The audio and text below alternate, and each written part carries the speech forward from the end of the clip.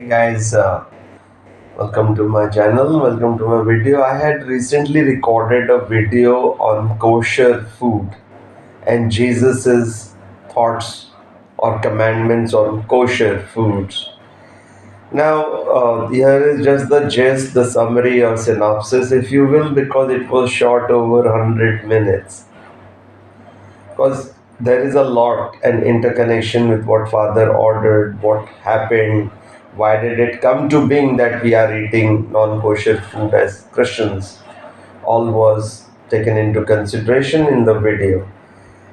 This is just a synopsis, and I would highly recommend. I'll be putting the links of those videos, especially the conclusion. That's a 27-minute video, and the others are 37 or 30 minutes each. So please read at least, see at least the conclusion. I'll be putting the links there.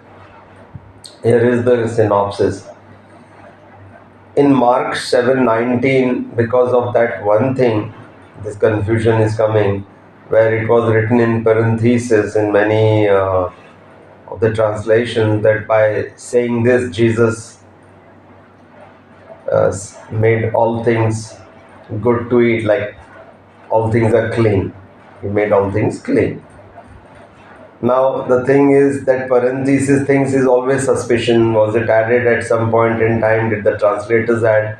The proof of it goes to harks back to the original Greek translation, and that's the reason King James Version does not have that. So it's a red flag way up, a huge red flag there. See, Jesus himself says, "Not a tittle, not a jot, nothing of the law of Father can go, nothing." He says that in Matthew 5, 17 and 16 and 17, that not a tittle, not a jot, nothing of the law can ever go.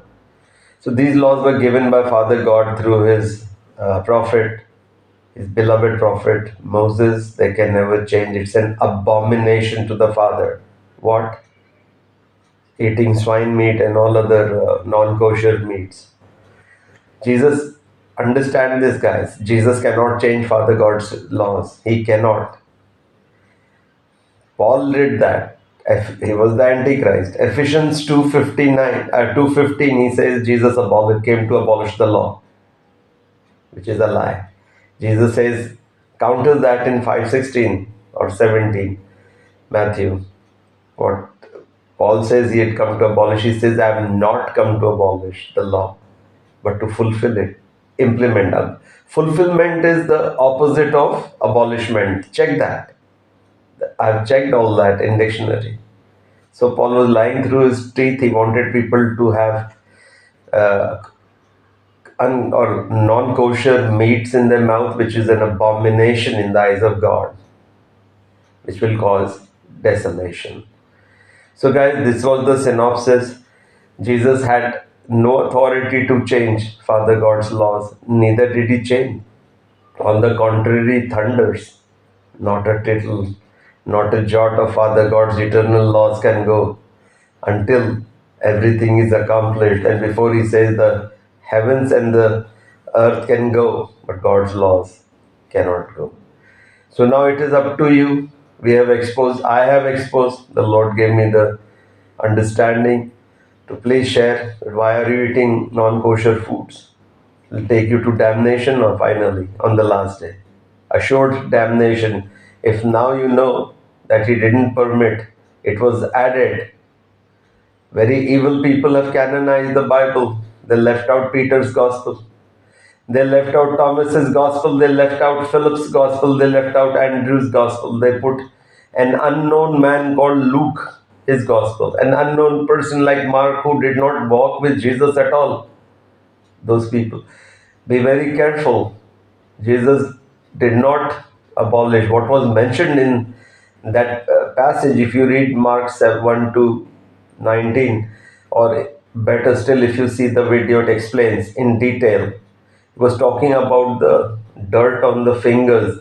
That was the context between the Pharisees and Jesus, that they are eating with unclean hands. Not unclean meats did not figure. Jesus never ate a drop of unclean meat, unkosher meat, neither did he teach it. Keep that. So I would request you to check that video out. He was talking about unclean. They were not washing, which was a human tradition.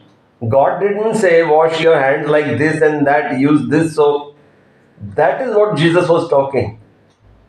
And his argument was, if they eat this, it doesn't pollute you because everything goes out through feces. It is the sin in you. He was talking about the dirt in the hands. Why? Because they were objecting the Pharisees. Why aren't they washing their hands and eating? They're breaking all traditions. He said, man-made traditions. Yes, you put the traditions. The Pharisees did not, Father God.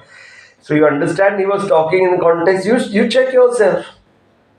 Mark the whole thing, which is, of course, finds its truth as a completion conclusion in Matthew, which has the same story, 15:20. Check that.